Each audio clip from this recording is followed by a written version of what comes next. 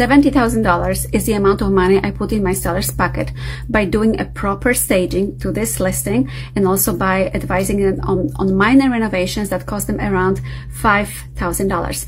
The whole downstairs was very poor layout. This sofa that you see here on the left hand side was right when you entered the house. You could actually stumble over it, and that big piece of furniture was hidden behind this beautiful dining room table. So we removed a lot of furniture. They had to remove the old AC unit that was on that particular wall on the left here. I recommended a great contractor who came, who did remove the old AC unit. He actually also redid the whole wall, patched up, then painted the whole house. I told him how to rearrange the furniture so it flows nicely and is very appealing to potential buyers, and that's what happened.